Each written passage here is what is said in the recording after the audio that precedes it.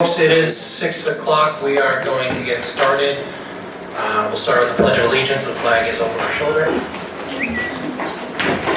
I pledge allegiance to the flag of the United States of America and to the republic for which it stands, one nation, under God, indivisible, with liberty and justice for all.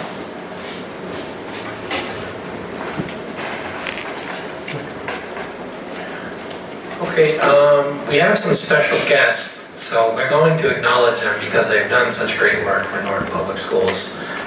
We have our lovely comfort dogs.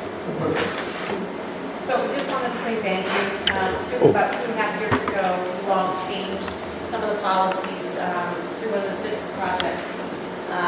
Maya O'Connell was the senior, just graduated this year, and she lobbied and petitions to have the laws changed so we can bring the dogs into the school.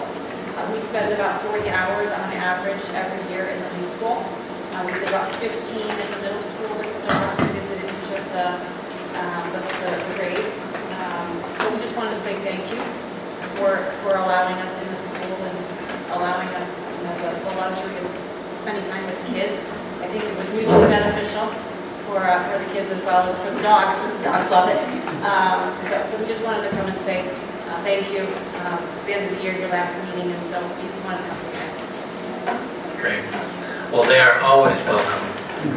So, as I said, we may have to start bringing them to some school committee meetings if we anticipate having to need them. But I just wanted to thank the Musto family for, allowing us the privilege of working with your pups. We had a rough year this year, and a lot of our students and staff experienced tragedy, and they are always so willing to come when we need them and bring a smile to everyone's face, and we're just truly blessed to have this partnership. So thank you to you and to your family. You're mutually beneficial, so thank you for Thank you. Thank you so much.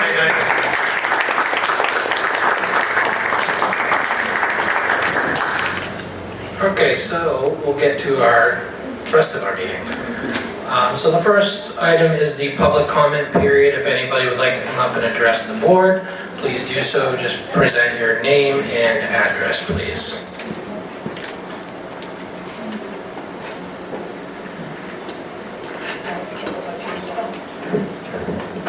Karen Drain, 6 North Washington Street.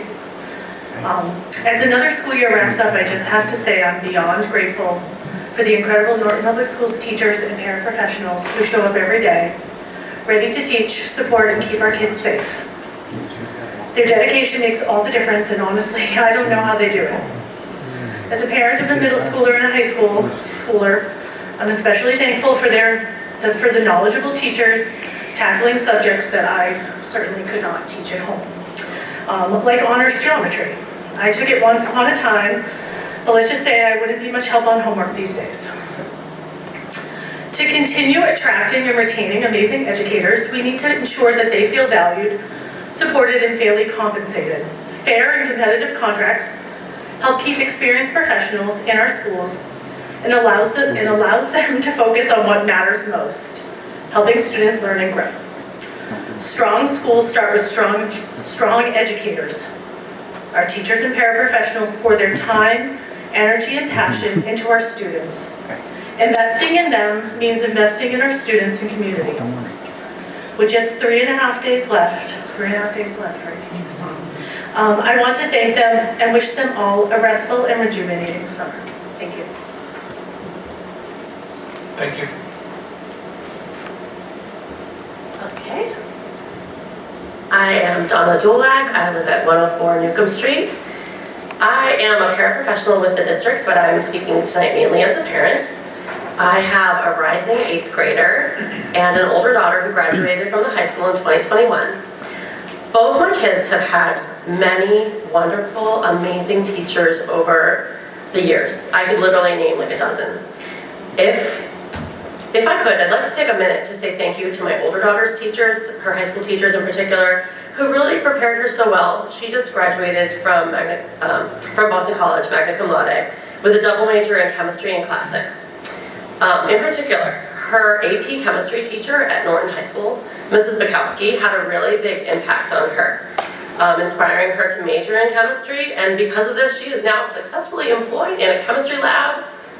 And really, I just have so much to be thankful for that. Mrs. Bukowski is just one example of the many dedicated teachers in the Norton Public Schools that routinely go above and beyond for their students, putting in a lot of extra unpaid hours. I bring this up too because my daughter is a great example of a Norton Public School success story. And I want this to continue for my 8th grader and for future generations of Norton Public School students. As a parent, I'm really worried that our Norton teachers are not being paid salaries that that demonstrate that we really respect their expertise, education, and hard work. Most of the teachers I know come in an hour before their contracted time, or stay late, or take home work with them, so they're putting in a lot of extra unpaid time. So why would we then ask them to come in and work another contracted day for no extra pay? And would anyone work another day for free? And why would we be persnickety about the number of early release days or teachers going home a little early the day before Thanksgiving or Christmas? I think our hardworking teachers deserve a couple of small, tiny perks, as well as a fair salary. I'm concerned that if we don't value our teachers, we're going to start losing the best, the brightest, and the most dedicated teachers to the many surrounding towns that pay significantly more. Thank you for considering my thoughts as a parent, and my 8th grader also wanted me to add that she usually takes tests on early release days and doesn't watch movies, and she doesn't want to get rid of any early release days. Please keep them all. Thanks. Thank you. Anybody else? Next item is the vote to approve the minutes of the May 28th open session meeting and May 28th executive session. Has everyone had a chance to review those? Yes. Any questions, comments, edits? Okay, seeing none, entertain a motion to approve the minutes as presented to us. So moved. For a second. Second. All those in favor? Aye. Warrants, Mrs. Callahan. I have reviewed and approved the following: school expense warrant, May 28th, 2025, $293,017.63, and the school payroll warrant, May 29th, 2025, $1,196,716.22. I wish to enter that into public record. Thank you. Mr. Chair, do we have to vote on the executive session one, too? Matter of public record, yes. Did we do that? Presented as it's. Oh, you did do both.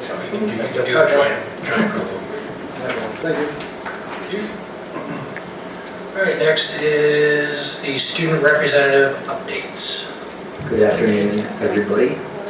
This is our last school committee meeting, so we have a lot of updates from each of the schools. But from the Hay, there have been so many great events that have occurred since the last report. Last Friday, we had our annual field day where students competed and played so many fun and engaging games and activities. The weather cooperated, and all of our parent volunteers helped make the day a great success with Ms. Brown, Mr. Chu, Mrs. Gomes, Mr. Williams, Mrs. Irish, and Mrs. Connolly, as well as our Hay PTO leading, planning, and organizing the spectacular fun event that it was. One of the field day stations was a dunk tank that each class visited and got multiple chances to throw and dunk Mr. Gagan in return for the incentive they reached for Boosterthon this year. The students were again successful as Mr. Gagan was dunked well over 50 times throughout the day.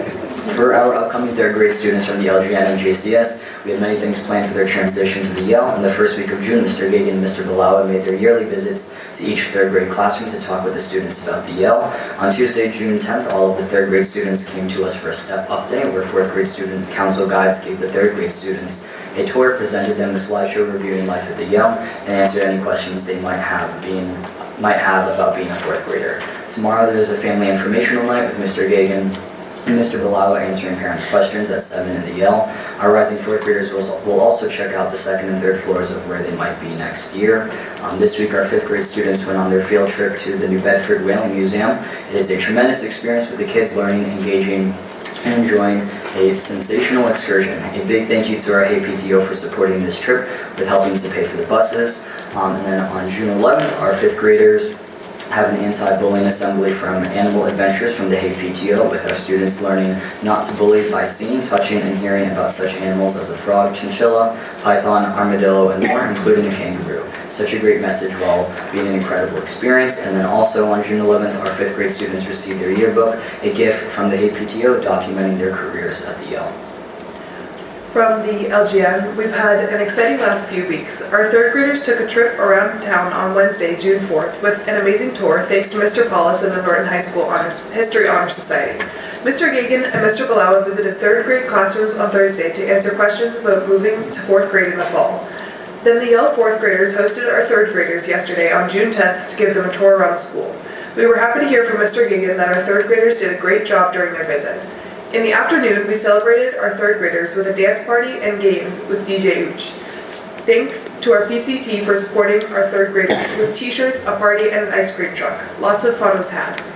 Our kindergartners celebrated the end of the school year with their annual teddy bear picnic on Friday, June 6th. Families were invited for a picnic snack out on the playground field to visit with their children and read books. Our kindergartners' last day is Friday, June 13th.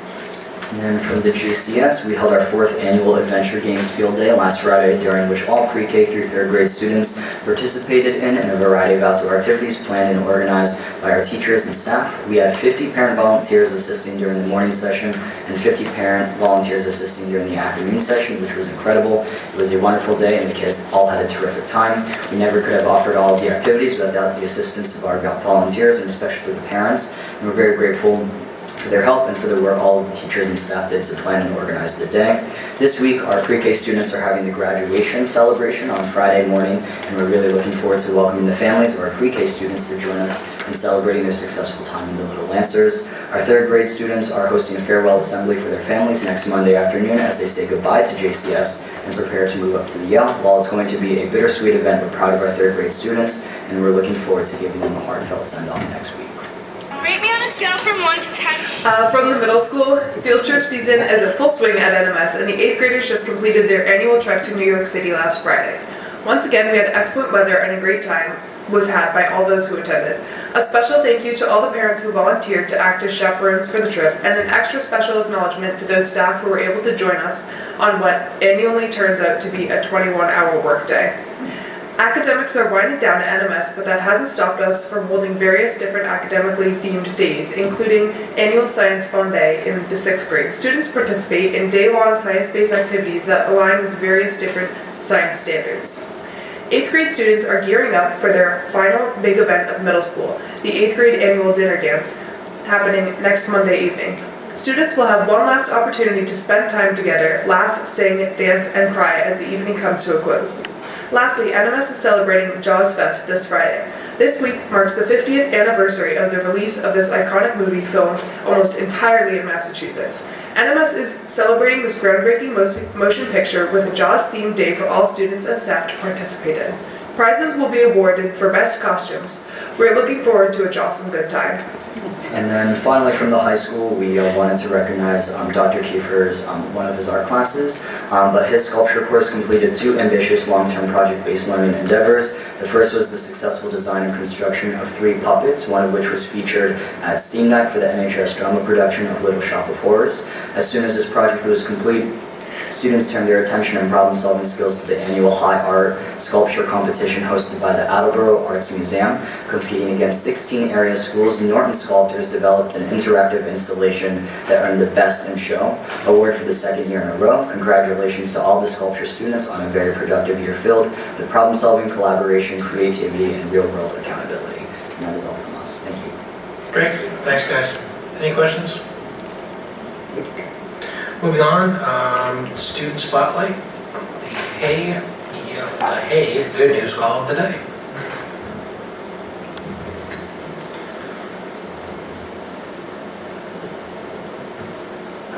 If you go back to the first one, you just hit the arrow.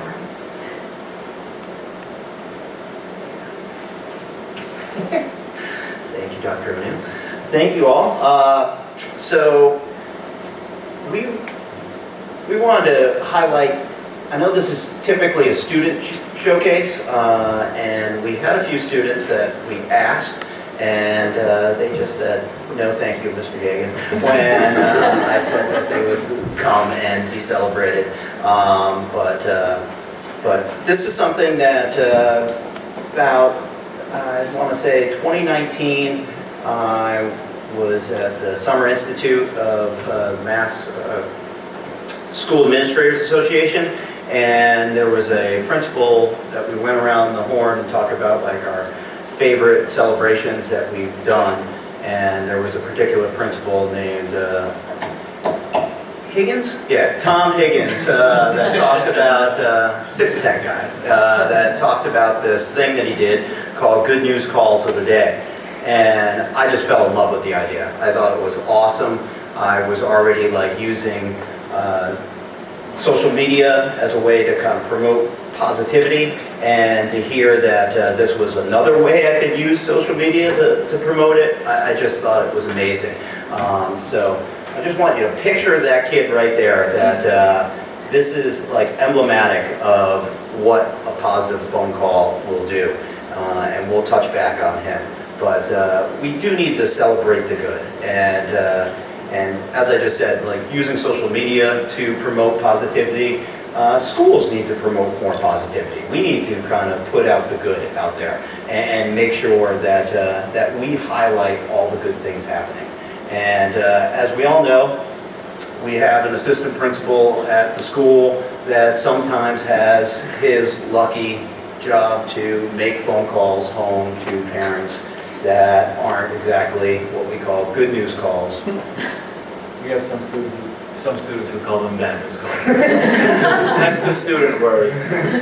But so Mr. Blau sometimes has to be at that end to call home and talk with a parent about things that might not be going well, that their child might not be having the greatest day or the greatest week or just the greatest school year. So so it falls to him, and I love the whole idea that that this would be something to communicate the good, that actually give these positive calls home, that that a student might have had an awesome week, might have had an awesome quarter, might have had an awesome trimester, might have had an awesome 8 minutes of a morning, and what positivity might come out of that. We always talk about PBIS, positive behavior system, and what we can do with it. Here we have a phone call that a child would get that highlights, again, that good things that might have happened for a couple minutes, for a morning, for an afternoon, for a week. And that shows that maybe you can get some momentum going from that, and that's what we hope. So what could they be for? They could be for a good day, could be for a good morning, could be for a good hour, could be for a few good minutes. And then we have our core values of respectful, responsible, and safe that we always highlight. And then doing something great or just doing something okay. And for that child, that is something that is sensational. So that is what we like to kind of highlight and do. So we, at the time, Twitter was a good thing that I used Twitter, but since then it's been X'd out. So now we use Instagram, and we love it, and we kind of highlight the things that are going on. We put a picture of the kids out, and we talk about what they did, and we try to take good pictures. They end up getting their picture put in our lobby on the TV that scrolls through. So they're highlighted on the Instagram, they're highlighted on our TV, and of course they get the phone call. And with the phone call, we give them a coin for the book vending machine, and they get a book out of it too. So we're kind of two birds with one stone there. We're also kind of upping our reading value here. We're getting the kids to want to get a book and see the glory of getting that book, which ends up being something fun. We highlight it on Instagram, we highlight it in our weekly newsletter, something to yell about, that we put every kid's picture from that week of who got a good news call. And Mr. Balawa has been very, very busy doing good news calls, and we try to hold ourselves to, we try to do 2 per day. So 180 days, that's 360. It ends up being a lot. And I've presented about good news calls since Tom told me about it years ago. And principals will text me or even call my office and say, how do you get so many done? For Bob and I, they're our favorite part of the day. It's amazing to see the faces. It's amazing to hear the moms and dads that pick up the phone that will call dad on the other line and have him on the phone too. Or the kids will make us make 2 phone calls or 3 phone calls. Sometimes the grandparents, sometimes the neighbors we have to call to back it up and kind of support it. And it just becomes this fun kind of thing for us. Anyone can nominate anyone. We have teachers, we have the nurse, we have the paraprofessionals, we have bus drivers, CAF workers, custodian. Anyone can tell us as they walk in the door that this kid did something amazing. We're going to highlight it. We're going to say the good things. We have parents come pick them up. Always one of our favorites. We do the in-person good news calls of the day, and that ends up being a fun time. Christine's has been on one of those, I truly love this quote, that positive phone calls home are one of the most powerful, proactive classroom management strategies that we own. That if we can kind of give those things. We have kids that enter the school year, that 3rd graders we told about. They're already telling us on the tour yesterday, I can't wait to get a good news call. I mean, they're already looking forward to our school about it. So this was something that we've been able to do and push. 2020, 2021, we did over 220. 21, 22, we did over 250. 23, 24, we've done 325. Last year, we did over 350. And this year, we're going to finish with our goal of over 360. And again, it takes effort, but yet it's not effort. It's a joy. Mrs. Parlon loves hearing them. Bob and I love doing them. The parents love receiving them. The kids, I mean, the joy in their faces that one student has, it speaks for itself. And then the teacher that nominated them, they get joy too, because the kids come back to class with their book and they just feel so good. This is one of the first ones we did, one of the first years, and I just have to always include this in every presentation I do, because this young man is one of those tough kids. Too cool for school, kind of whatever. I don't care about my good news call. That's his lock screen.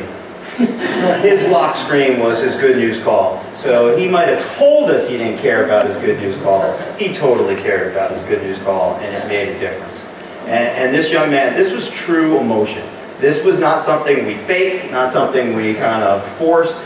This was true emotion. He was leaping for joy when we called him down the office. And Bob and I are kind of mean when we call them down to the office. We joke about that we're here to just measure them, that the nurse asked us to see how tall they were, and then we say, okay, you can go back now. And they're like, what? I thought I was getting a good news call. And then we bring them back in, and we're like, oh no, you're here to watch this kid get a good news call.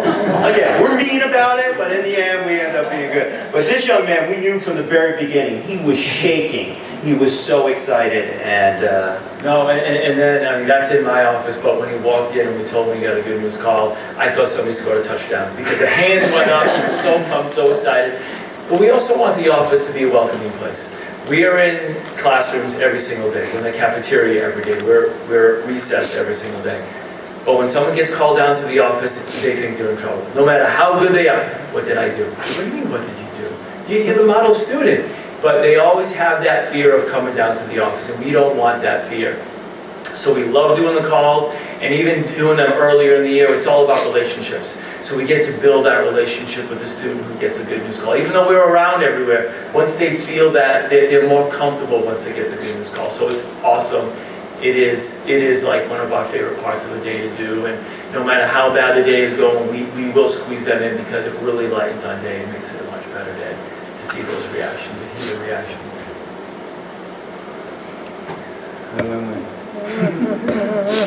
And for the first time, you know, anyone can recommend.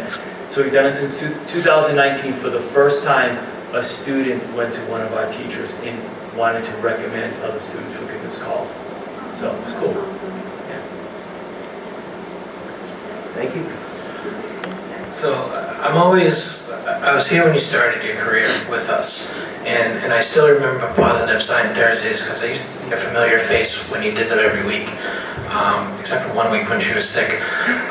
But just seeing your engagement with not only the students but the community at large it's a tremendous asset to our district. So it doesn't go unnoticed. I just want to let you know that. And I was happy to see that you made your goal, because early in the year when we met you at your school, I was like, I don't know if he's gonna make it. I was gonna give you a little extra time because we're at the end of the year. But kudos to you guys. Unfortunately, as a kid that went to the office a couple of times, sometimes it's not as welcoming. But it's good that you're building those relationships to set these kids up for success.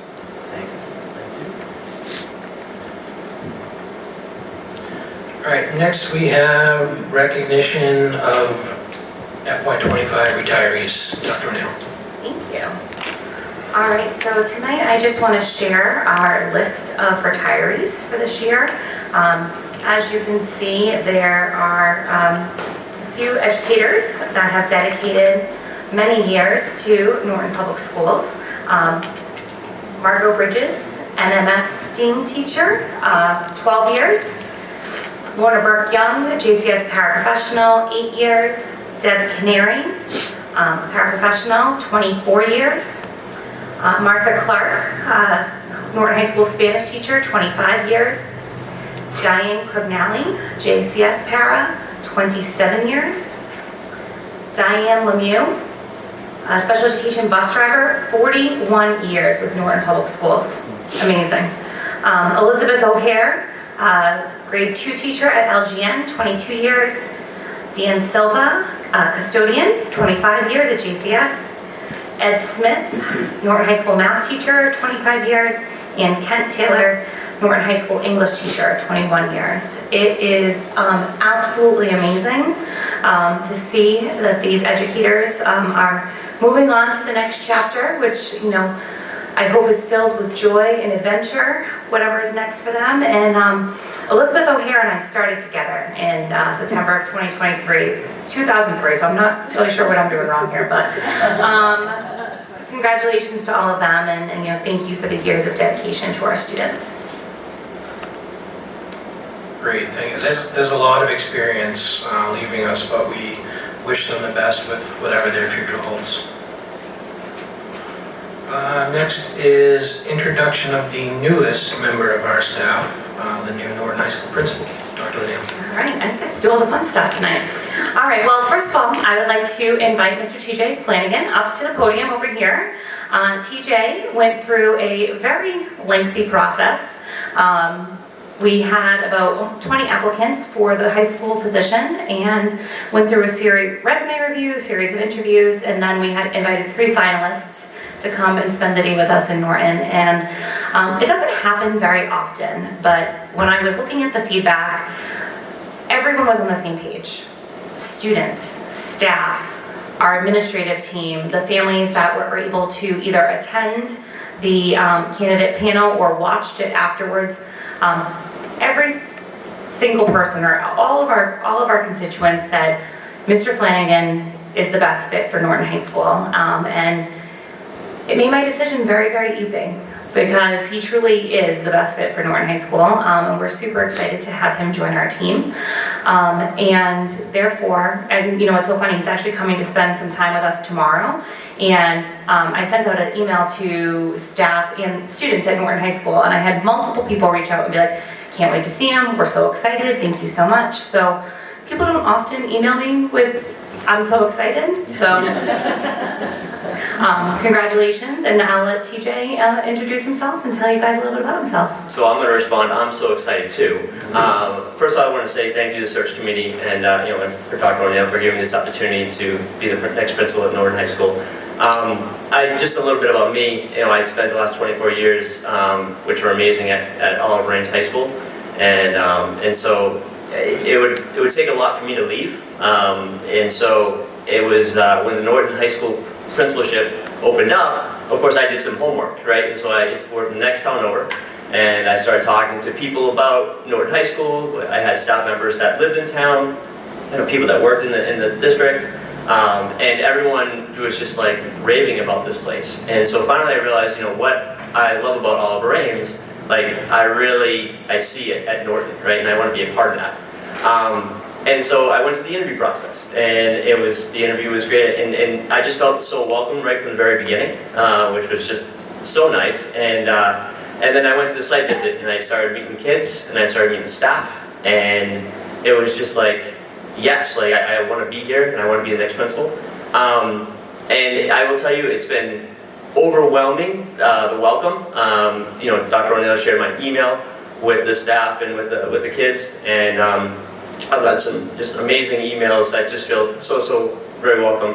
And then even sitting here today, you know, Mr. Geegan and Mr. Blau are talking about the good news, you know, the call of the day, and you know, listen to a resident talking about, you know, how thankful they are for the teachers. It just screams, like, number one, how dedicated, you know, the staff here is at, you know, at Norton Public Schools, and how they put students first, which is super important. And that's a place that I want to be and want to be a part of.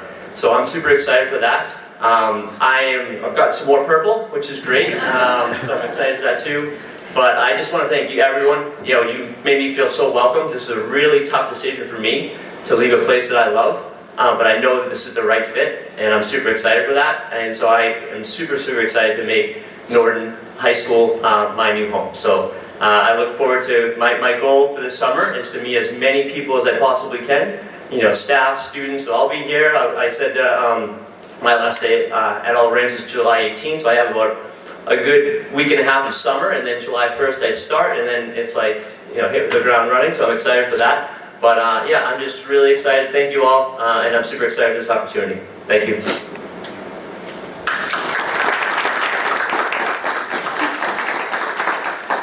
We all may be a little biased, but I think purple's a little better than the black and orange. But congratulations, welcome. We hope you will continue to do good things for our district. Next is FY25 budget update. Mrs. Hatfield. So what you have in front of you is the FY25 operating expenditure report that I give you monthly. Right on, this particular report is through June 10th.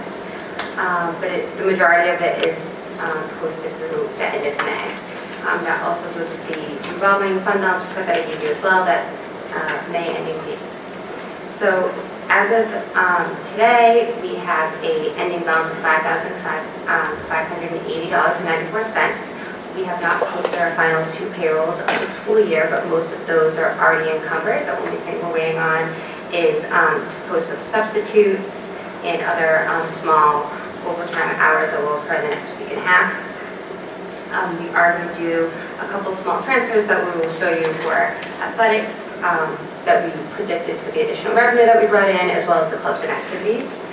So we will still end this year with the trending that we anticipated with a positive balance. We also are going to turn back $63,827 from prior year expenses to the town at the end of this month as well. Do you have any questions? Questions?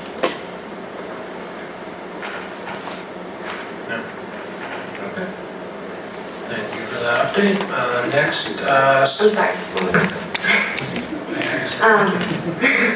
I also included a 5-year just historical data just to help you fall asleep at night, and just to trend where we're headed in the direction, so you can see where we're anticipated and just over the past 5 years that we've talked about before. Okay. Any questions on that? All right. Anything else? Next is the strategic plan presentation and vote with Dr. O'Neill. Okay, I'm going to move over to the podium for this, if you guys don't mind.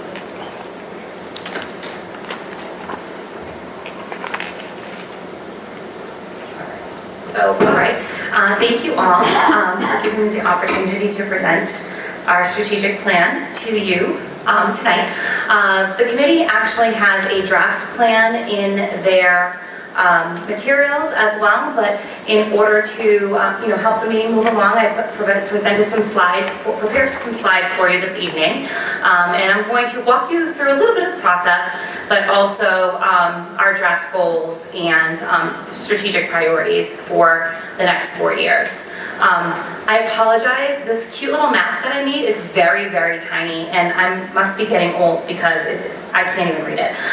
So I wanted to share kind of the process that we went through. We started in January, reaching out to staff and families, looking for people to join our committee, and looking for initial responses and feedback on things that we're doing well as a school community, opportunities for growth, things that families and students love about Norton, and things that they would like to see us change over time. We really talked about, we asked families about what their vision and what their goals are for their children. What are the strengths and areas for growth? And then during the spring, we met at least twice monthly as a strategic planning meeting. And what we did was we alternated those strategic planning meetings with leadership meetings. So I would meet with the strategic planning group, and then I would meet with our admin team to say, okay, what do we think about this? And how has the strategic planning committee, met our needs, or did they miss something? What could we add to this? So those two teams really worked parallel to each other to create what you're going to see here tonight. We have a draft strategic plan for you tonight, and what we're going to do over the summer is we're going to do a couple different things. Number one, we will do the final edits of the strategic plan. We will do alignment of our professional development, and then at our leadership retreat this summer, our team is going to sit down and really identify what those priorities are for this upcoming year. So when you're looking at the strategic plan draft, you'll see that there aren't dates in there yet. You'll see it just says by X. And the reason for that is because it's going to be really important for the leadership team to say, this is what we need to work on this year. This is the first step. And we will identify those timelines for you. And then I will be working with a really great intern this summer and to beautify our strategic plans so it will be ready for publication to the Norton community in September. So that's why you see this tonight in our draft form. I also want to acknowledge the Strategic Planning Committee. I've said this before, I think, to them every single time we meet, and I know I shared it with you earlier this spring. I have never worked with such a great group of shareholders. Every single person came to the meetings engaged. They were excited to contribute. And I've heard from so many of them since our last meeting saying, I really want to help this summer. I really want to help with the mission and vision. I really want to help with the portrait of a graduate. Let me know what you need. And so typically people can't wait to get out of the committee. And so the fact that these people are all still excited and still willing to do the hard work that is still lays ahead of us, it is just really wonderful. So thank you to this great team. As I shared with you at our last update, we really took seriously a lot of the research base that's out there on school improvement, and we talked a lot as a leadership team and as a strategic planning committee around these 4 domains for rapid school improvement: turnaround leadership, talent development, instructional transformation, and building a culture or changing a culture. And as you go through, a lot of our goals and our action steps actually come from this research base, because we identified areas for opportunity for our team and things that we think will really help to move the dial when it comes to engaging our entire community around the importance of student learning. So the first strategic priority that we have for you this evening is connected and relevant learning experiences. So tonight I'm going to show you the overarching goal, and then I'm going to share with you the priorities for each of those goals. And in the draft you can see that under each of those priorities there's in some places 2 or 3 or 4 or 6 action steps. And our central office team reviewed this yesterday and we thought, ooh, this is a lot. But this is a 4-year strategic plan, so We will be providing you with updates at least annually, probably more biannually, over the next 4 years with our target finish date of June of 2029.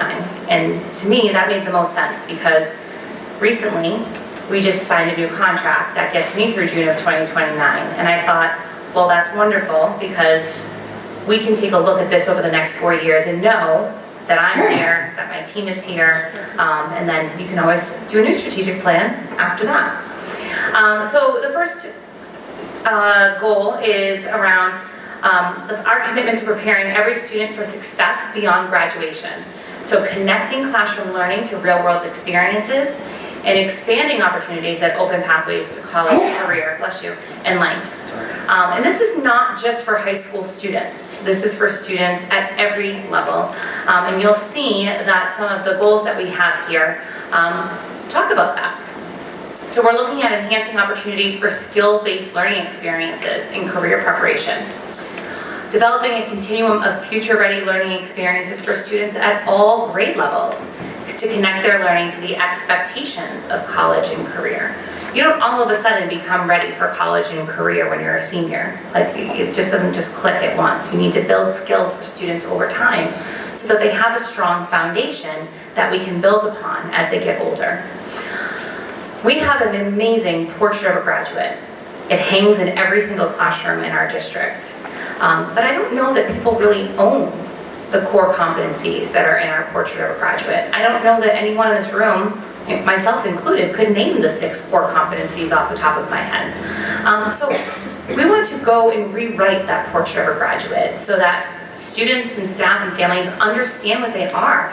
And we all share responsibility for what that looks like over time. One of the conversations that we had at our last strategic planning meeting was, well, when you say portrait of a graduate, it makes you think about high school students. And it's not supposed to be just for high school students. So perhaps we're looking at a portrait of a learner. Or I think, was it Snapshot of a Student that came out? That was something else. Maybe the alliteration was another good idea. So we're looking at rewriting that. We've done a lot of work with project-based learning at the high school, but we haven't done as much in K-8. So expanding the project-based and inquiry-oriented learning for students across the district. And then also looking at alternative measures for students to show their mastery of learning. We've had a lot of conversations over the years about how students are able to show their learning, specifically at the high school.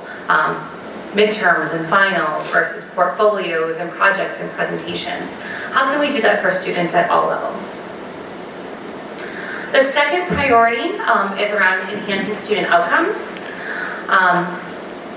And the way that we will support the success of the whole child through equitable, data-driven, and relationship-driven practices that look at academic achievement, and social emotional wellness, so for the overall student. Now this is a goal that kind of sounds very similar to something that we've had in the past, and what we tried to do was break it down into more actionable steps. So one of the big things that we've started having a conversation about is student attendance. Since the global pandemic and schools closed, we have seen a huge increase in students that are considered chronically absent. And it's gotten a little bit better over time, but we are still nowhere close to those pre-COVID levels of attendance. So increasing overall student attendance by developing proactive tiered intervention systems that really, number one, address the barriers of getting kids to school while also strengthening that school-family partnership. Students that are not coming to school in high school, it's a little bit of a different story than students that aren't coming to school in elementary school. And how can we help families and support families to get their children here every day? Another thing that we're talking about is the school-family partnership to build that community that's really focused on student learning and including families in determining educational goals for their child. If you have a student that is on an IEP because they have specialized learning needs, there's a lot of conversation about what are your hopes for your child? What are your goals as a parent? we don't have those conversations with other families. And so bringing that back into the focus and including parents in the conversation about what we want their child's educational goals to be. One of the things that we find, and this is not just a Norton problem, is that it's very easy to get families to come out for a bingo night or a movie night or things like that, but when we were doing a curriculum night where we're talking about, you know, grade level standards, it's not as popular. So we need to make sure we figure out how we can get more parents into our schools to actually stop talk about student learning. The next one, we have so much data. We have so much data as a school district that we collect, but what are we doing with it once that happens? So we want to make sure that we're developing consistent data practices that support our educators. So they're not just looking at a pile of data and saying, all right, well, I already knew that. But using them to make informed decisions about students and moving them forward. And then using that data to create short and long-term goals to enhance student learning and outcomes. And making sure that along the way, we have specific measurable checkpoints to make sure that we're making progress over time. And so you'll see when you look at that particular goal, there's a lot of places where you see by X. And that's what we'll do. We'll sit down and we'll look at those dates. The third goal is all around high quality instructional materials. You've heard Dr. Ackerman talk a lot, and you'll hear him again tonight, about the progress that we've made in K-8 with high quality instructional materials that are research based. But we still have work to do. We have work to do in other content areas besides math and ELA, and we have work to do at other schools. We have it at the high school and other places. So making sure that teachers have access to high quality materials, that they're able to meet the diverse needs of our students. Our student population looks different year after year, and so how are we meeting students where they are, and how are we ensuring that teachers aren't designing everything on their own, that they know that they have good quality materials that they can use to help them with meeting the needs of their students. So looking at identifying and adopting high quality instructional materials for all core subjects. We've done a really great job, if I do say so myself, over these last few years, putting together a comprehensive review process for ELA and for math and K-8. And I know Dr. Ackerman is going to be doing that next year with middle school science. Really making sure that we're engaging the teachers in the process, that they have the opportunity to review materials, to use them in their classroom, and to be the voice of what makes the most sense for our students. We want to make sure that we are reducing achievement gaps, taking a look at our specialized populations. Using a continuous improvement cycle, using formative and summative data, making sure that the data that we have in front of us makes sense, and it's not just reiterating what we already know about our students, but also not testing kids to death. Our teachers are constantly in their classroom utilizing good formative assessments, and they can use that information to help make decisions about students. And then also making sure that we are giving educators feedback. One of the biggest things that we do, or one of the most important things that we do, is observe and evaluate teachers. And if it's not being done on a consistent basis with valuable feedback, then we might as well not bother. Teachers deserve to have an administrator in their classroom that sees the work that they're doing and can say, this is really great, and I think you should try this. And then finally, interactive school and community partnerships. So we have some great partnerships, but one of the things that we kept coming back to was communication, and how are we getting in contact with the people that maybe don't have children in our schools, the wider Norton community, and how can we strengthen and build those partnerships that's really guided by a shared vision of what we want to see our students do and be and know as they leave us. So this takes a look at Updating our mission and our vision and our core values. Again, just like the portrait of a graduate, they're there, they're really good, but no one could tell you what they are and what they mean. And so, to me, a mission and a vision for who we are as a school community is something that people should know, that people should be proud of, that people should say, like, yes, that is who I represent as an educator, as a parent. This is what I want for our children. Making sure we expand communication platforms to meet the Norton community where they are. Collecting and analyzing student, including recent graduates, staff, and partner feedback. We have some amazing Norton High graduates, and they're doing amazing things. Earlier, Mrs. Jolak talked about her daughter, Maddie, that just graduated from BC. Like, how cool is that? And we don't share that information with people. And I'm really proud of what our students do after they leave Norton High School. And there has to be a way that we can, number one, share with the great things they're doing, and number two, use their feedback to help our students that are here with us now be more ready for college and career or whatever is next. And then also, like, we're very fortunate to have some businesses, to have a college here in town. How can we, leverage those partnerships or enhance those partnerships to bring people into our school community to benefit our students over time, and to give kids more opportunities, and also give educators more opportunities? What else do we have out there that perhaps we could bring to the forefront? So those are big overarching goals, and you'll see that all of the action steps are in there as well. But as I said, this summer, we're going to be finalizing the edits. We're going to be really looking at identifying those priorities for the 25-26 school year. We have a 3-day administrative retreat. We don't go anywhere great. It's like not in Aruba or anything. We hang out here in Norton. And we are going to identify our priorities for the school year. We'll take a look at updating our professional development based on those priorities. And I'm also going to be working with a small subcommittee to take a look at the mission, vision, and core values and start that work now, because we want to make sure that that is done this fall. In September, we will, launch the strategic plan to the public, and start working on those school improvement plans to align each school's improvement plan with our strategic plan. And then in January, we'll give you all an update. So this does require a vote, but I am happy to answer questions or to talk more specifically about any of the items that are here.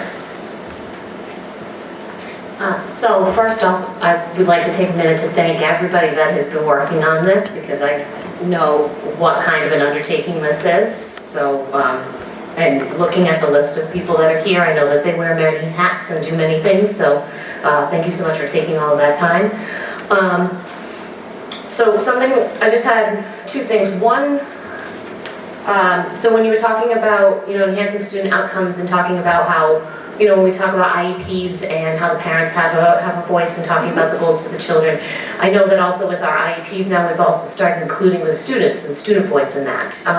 So is there opportunity there to have a discussion about student voice and having students have input on what they would like their outcomes to be? Absolutely. As early on as, little Lancers all the way up. Absolutely, and some of our elementary teachers, and actually I feel like they did this in every JCS classroom last year as part of our Character Strong program, and if they did it at JCS, I'm sure they did it at LG and I just missed it.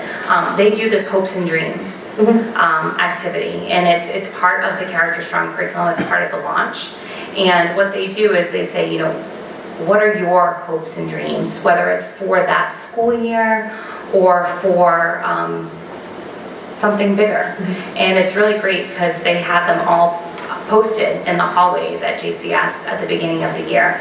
And some kids were like, I want to learn how to do a cartwheel, and I want to read chapter books, and I want to, save a goal at my soccer game, like things like that. And I think that that's a very simple way of including students and student voice, but that is a huge aspect of this. Yeah, Absolutely. starting with that, and then as they get older and they understand the, breadth of it more, because I know that, again, in the IEPs, it's, what do you want to learn this year? Yeah. But then it's, okay, so when 5 years from now, which again, for the little ones, that's a very broad concept to understand. And honestly, for the big ones too, sometimes. Yeah, sometimes, Okay. right? But just, For the adults as taking, well. right. I don't know what I want to be when I grow up. Right, Yeah, I it's don't okay. know.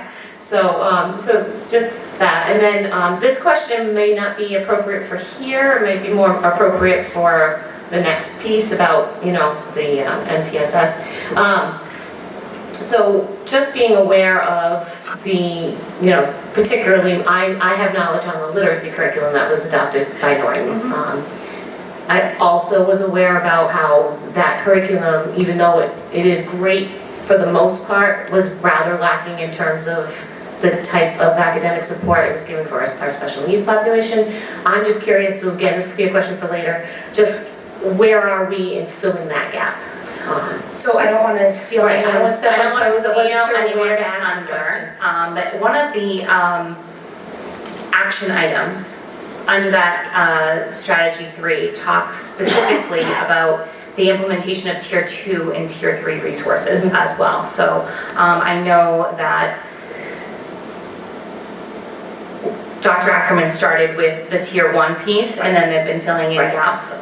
So I don't want to take that away from him, but yes, that's an aspect And I of it. expected that was going to take time, because again, with everything new, you have to work through all of the big kinks first, and then 100%. And I think whenever you roll out a new curriculum, the fidelity component is very important, right? You want to try everything that's there, see what's there, and it can be overwhelming in a program like Interreading, which has so much. Yes. And you're only in front of students for 6 hours a day, or right, and then they give you 24 hours a day of material. Yes. So it's like drinking from a fire hose, and what makes sense, and what makes sense for the students that are in front of you.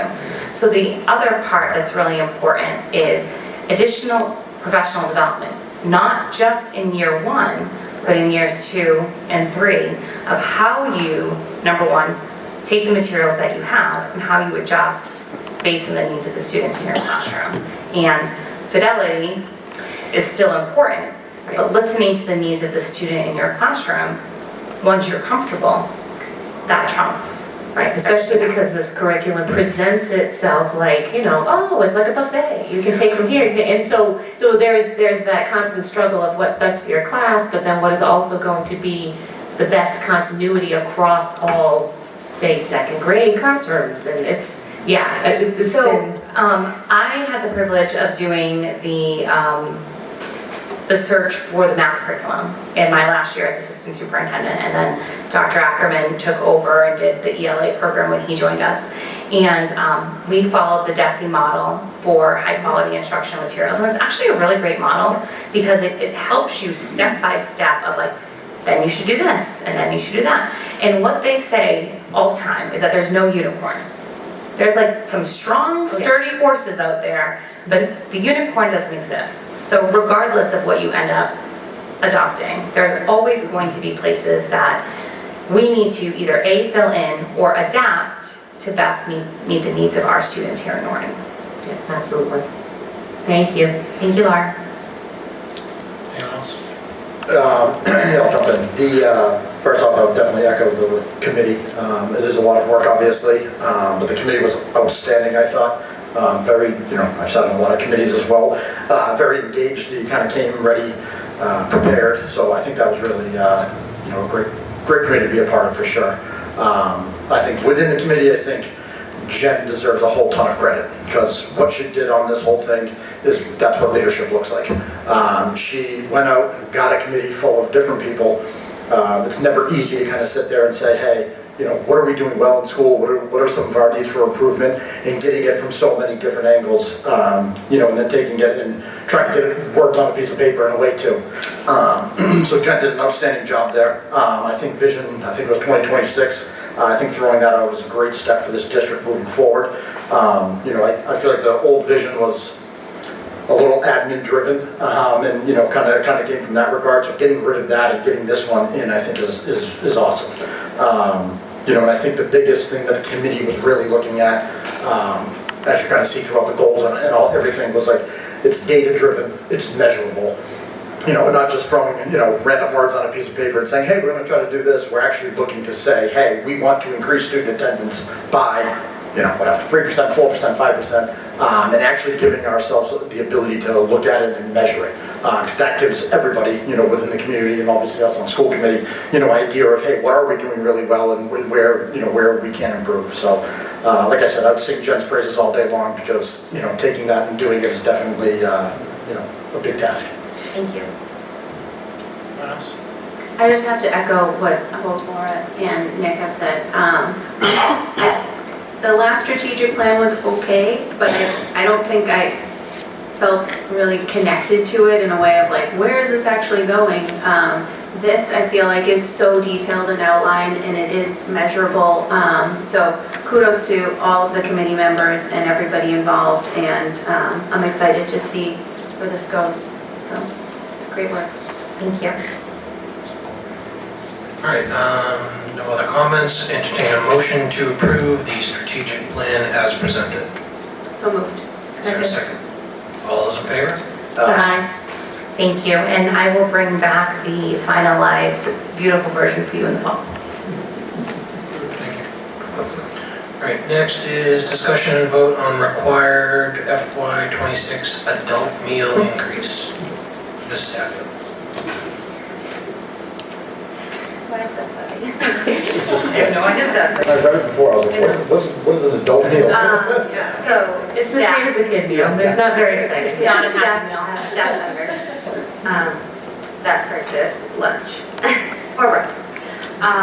So after our, I know we've mentioned it before, but the very comprehensive food service admin review audit that we had, we were significantly undercharging the adult meals. So right now the minimum requirement is $5.38, and we currently have it at $4. So for FY26, we're looking to increase it at $5.75, and that is just based off of the auditor telling us that they anticipate another increase coming. So to go a little bit higher would probably be better so that we don't have to come back next year for another increase. So vote to approve that would be. Any questions? Entertain a motion to approve the increase as presented. So moved. Second. All those in favor? Aye. All right, next is our IMTSS update with Dr. Ackerman.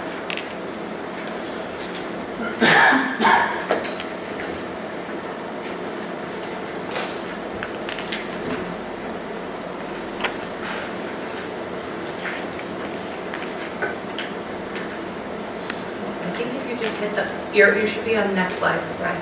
If you just hit the arrow. Nope. Nope. Oh, okay. Plus? No. Just like a little arrow. Oh, There you go. thank you.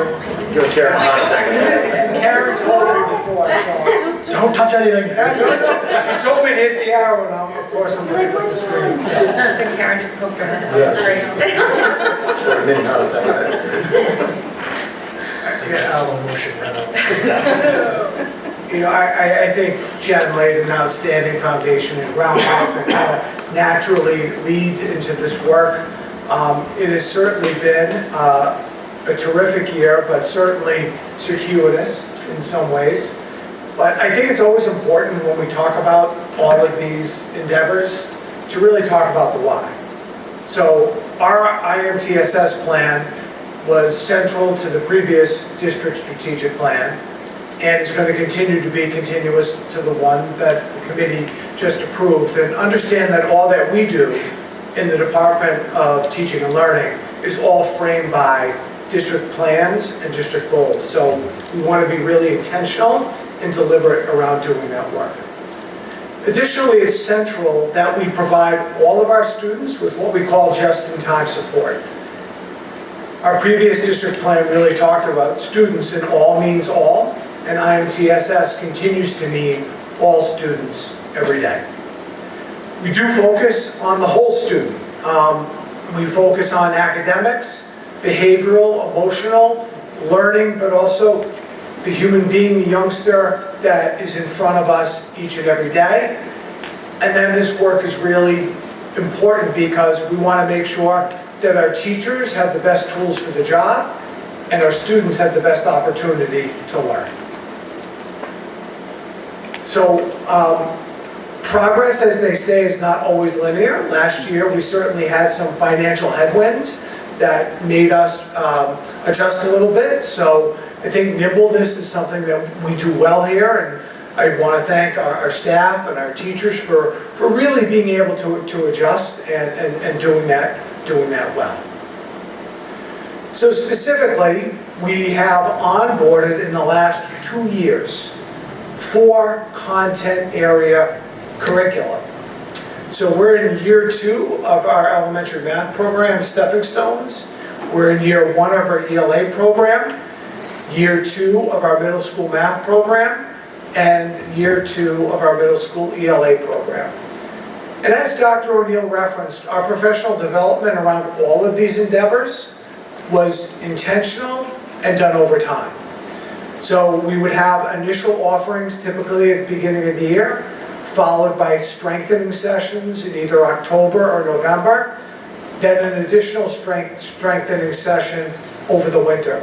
So that for each of these onboardings in year 1 and year 2, teachers have had the opportunity to work with the vendors so that we can make sure we deeply embed the understanding.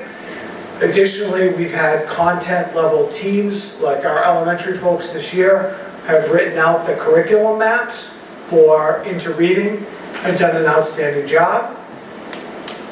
We will come back again for those that haven't finished over the summer, look at how we did in year 1, make some adjustments for year 2, and be ready to adopt and continue to move forward next year. But it really is a tribute to the work first done by Dr. O'Neill and the Curriculum Council teams, and then additionally to all of our teachers that have really done an outstanding job of onboarding these materials. Additionally, and I know this question came up earlier, we had talked about intervention materials. So we had talked about kiddos that maybe were struggling with Tier 1. So we laid the foundation for reading with interreading this year. We knew that we had older Fountas and Pinnell-based materials that we needed to sunset. So this year, we started working with interventionists starting into September to follow a similar pattern. Identify Tier 2 materials that had an evidence base, identify Tier 2 materials that could help our students move forward with reading skills in particular. And so we had a council that met multiple times over the year, and for our interventionists next year, we are going to be onboarding a program called SPIRE. In fact, our interventionist team is receiving an initial pass at PD for SPIRE this Friday. Then we will layer in, beginning next fall, an ongoing cycle so that we can make sure teachers can have their questions answered and we have checkpoints along the way so that we can all come to the same point of understanding. Additionally, we've had, over time, a gradual increase in the number of our students with English language learner needs. So following a similar process, we work with that cohort of educators. We're in a consortium with Seekonk Public Schools, so we were brought together. We heard a number of different presentations, and so now we're adding supplemental curricular materials that have been purchased for our L student population, and those will be in place full-time starting next fall. Our social emotional curriculum has continued. We're again going with Character Strong, and I had a really nice conversation with Vinnie Searcy because this year was a very challenging year for mental health. We had a couple of unforeseen tragic events, but the partnerships that have been built with Epione, CCBC, the mobile crisis team, they've been really instrumental in promoting student health and well-being. Additionally, we work with Norton Health and Human Service, and I think it's important to note that all this work dovetails with PBIS. So all of our intervention efforts, all of our SEL and academic efforts, we all try to make sure that they're purposefully intertwined because we are working with and connecting with the whole student. Additionally, this year at the high school, we had piloted Navigate 360 with select cohort groups in 23-24. This year we continued with that and we had a full implementation this year. We again had at the high school MyCap, which is really about providing more detailed, pinpointed outcomes, soft skills for high school students. And we continue to work with Jed High School because the sense of belonging, that sense of connectedness, that sense of being a part of a community is just so essential to overall student well-being. This year for PBL, Project-Based Learning, was our third year. Years 1 and 2 were involved in a direct grant cycle, so we continued with the units of study. And this year, it's what they call innovation diffusion. So our educators have spent 2 full years spreading and scaling practice, and now teachers are connecting with other teachers to spread out the good ideas, the values espoused within PBL to continue to scale outwards and upwards. So in terms of IMTSS at the high school, there were a couple of shifts. So PLCs this year focused more on professional development. IMTSS processes were moved to after school because one of the complications at a high school is trying to get all this staff together who service the same student at the same time. So this allowed for students and parents to also attend the meetings, while LLB, Lancer Learning Block, continued to function as an intervention block this year. So I know Jen had opened the conversation about data. Which data do we use? Which do we collect? And I wanted to give everyone a snapshot in terms of the most global measure about actual student progress this year. MCAS is a sticky wicket at this point because of the vote in November, so that is a tentacle that we'll have to address going forward. But one universal measure that we use is called STAR, and STAR is a norm reference, nationally normed sample that compares students in Norton Public Schools, across the Commonwealth of Massachusetts, and then across the country. So it gives us a chance to really see how our kids are doing. And again, remembering this is one measure at one time, so you don't want to put too much emphasis into it. But it is a decent snapshot to give us some data. And so student growth percentile is probably the most accurate way to represent progress because it really takes each and every student and shows their progress over a 1-year interval of instruction. And so when you have SGP measures, students or groups of students that are in the 66th percentile or above are considered high growth. Typical growth is between the 35th and 65th percentile, and anything below the 35th percentile is considered lower growth. So that's just kind of a frame of reference to look at this data, and I hope you're able to see it well. So this first chart references the district SGP in reading. And students in kindergarten all the way through grade 10 take the STAR reading assessment. And so if you can look at the 3 charts, our students for the last 2 years have generally made really good progress, really looking at almost 2/3 of our students obtaining either high growth or typical growth. And in the aggregate, and to look at the color codes, just looking at the charts, those that have the shaded in green are where we want to be. And so the sample size is about up 2 points from last year. So that's a positive step for us. And then I just wanted to break it down by school to look at each individual school's collective growth percentile. So each and every school is well above the 50th level percentile. And if you look at each of the 5 schools, I think there's some really good data here to celebrate, because our students in general are making some pretty substantial growth over a year of instruction.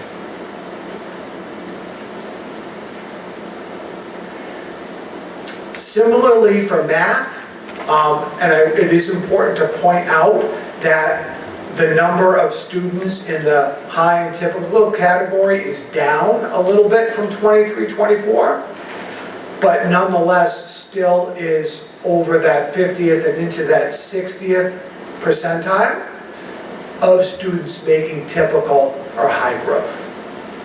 Because again, growth is measured by one student or a cohort of students over 1 year's interval of instruction.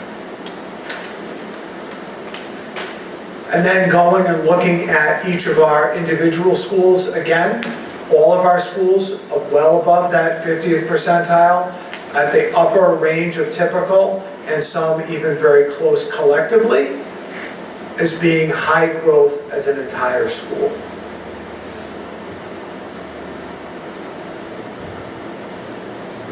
And so I just wanted to take a minute to see how all of this connects. If you look at the bottom, that bottom rung, academics, behavior, attendance, and social emotional learning, that's the foundation. So all of our endeavors, all of our work is really firmly rooted in making sure that those 4 indicators are met. And tier 1 is the universal tier. We expect that 80 to 85% of our students with our teachers and our classes should be able to make progress. In tier 2, we typically have between 10 and 15% that may need a little something extra. And then at the top of that tier, typically between 3 and 5%, students that need more intensive regular supports. And so just to kind of talk about what are some big picture next steps for us. We're going to continue with Interreading, Stepping Stones, Amplify, ELA, Mid-School Math. We're going to continue with Character Strong. So we've really built some positive momentum. I think our teachers and our students have done outstanding work. Additionally, we have a couple of review cycles to begin. So our middle school science curriculum will be sunset at the end of next school year. So we're going to replicate the process of using curriculum councils to do that same work for the Norton Middle School science team. Additionally, there'll be an invitation to a 5th grade educator and a 9th grade educator to join the team, because it's really important to have that connective tissue between those 2 transitional grades. Math at the high school as well. We have our Algebra 1, Algebra 2, and Geometry programs that are up for renewal in either the next year or 2. So it's really important to bring that group of educators together at the high school to begin that curriculum and instructional materials review process. Additionally, I think we need to take a deeper dive into chronic absenteeism, because while things are better generally, it's still a pretty significant issue for us to confront. And then further, we have to continue to evolve our database decision making. There's going to be a focus group on AI next year. There's going to be more on sheltered English immersion. We're still evolving and growing with PowerSchool, Spire implementation, those other HQIM onboarding that I mentioned in the last slide. And one of the things we started to do this year was to do intentional vertical alignment between the middle school and the high school. So it would be bringing teams together by department to kind of look at those essential skills, content, dispositions, and standards, so that we could build that connective tissue really intentionally between the middle and high school. And then the decennial visit for Norton High School will begin in earnest in the fall of '26, but there is a fair volume of work to be done in terms of preparing documents, aligning to the district plan, and other endeavors that we're going to have to take steps forward with next year. So not to go through too much detail, but we have a K-8 fully aligned math and ELA. We have the K-12 SEL. The middle schoolers this year, for those of you that were able to go to the STEAM night, Mr. Abdow was nice enough to bring over the hot plates and the microscopes and the triple beam balances and have students present on how they interact. We started the process of that 6 to 12 curriculum alignment piece. We are increasing capacity with data use, but we are moving slowly. MyCap year 2. And the last piece of this is, because this is all connected, we had a team of representative stakeholders from K to 12 educators to look at our observation form for the evaluation process. And so after going through a lot of discussion and dialogue and then field testing, we have consensus moving forward for all of our educators to have a new evaluation form, observation form, which we hope will lead to those more meaningful conversations. So a feather in the cap of the folks that contributed to that work. And then the challenges that lie ahead, we still have more work to do around data, as Jen alluded to, the right data, when to use it, how to use it, we still need to refine that more. Time for us is always a challenge. We're busy, we have a lot to do, we have a lot of passionate people. It's just a question of figuring out how we do this work most effectively. And the only thing I would add is, because the ESSER money has kind of gone away, DESE had rich opportunities for the last 3 years, but it's been a fairly dry well this year. I didn't know if anybody had any questions. Thank you. I had one quick question. What's the typical life cycle of curriculum? Like, I noticed on a couple of previous slides, it was like year 2, year 3. Is it a 5-year life cycle, or how does that kind of? It really depends. And I don't want to overgeneralize, but I think with a program, for instance, like Into Reading, because it's been recently reviewed, all of the standards line up, it's aligned with the science of reading, I'm going to guess it's going to be good for a good 8 to 10 years.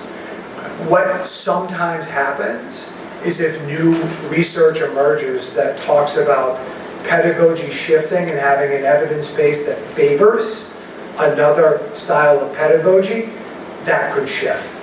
But I think it's fair and reasonable in most cases to expect a 10-year life cycle from most materials.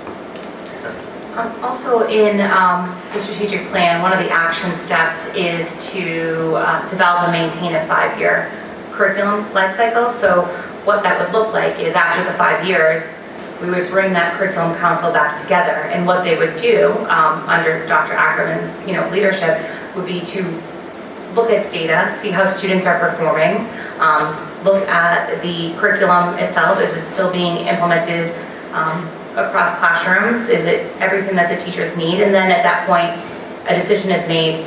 We're in a good place, let's keep going, or we need to look at something else. So we wouldn't necessarily wait that time. So that's probably one of the things that will be, I hate to say this, an easier lift of some of the other things that are in this strategic plan. Yes. So we could probably get that done earlier rather than later.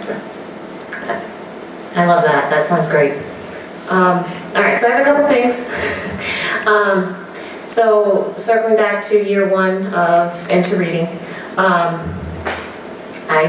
pretty sure that I don't speak for myself here when I say that the PD that is offered through Into Reading is quite lacking and not great.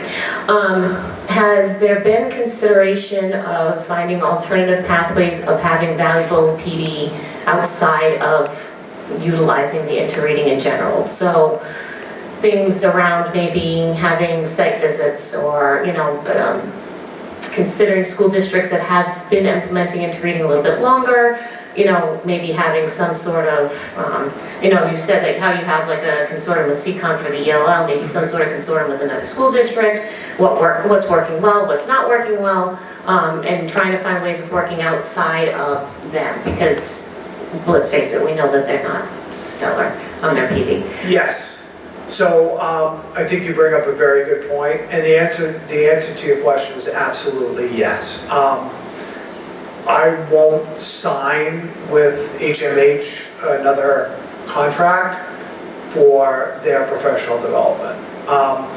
I think there are other pathways where we're currently looking at a few other pieces, but specifically to your point, one of the things we plan on doing next year is doing site visits both to and from. So bringing even people to us and we did one this year at Yale. We had 2 scheduled that unfortunately didn't happen, where we have an expert come, spend the day going through classrooms, offering customized personal support. Could be a model lesson, it could be a demonstration of the resources, because I think as we talked about earlier, it's such a vast program.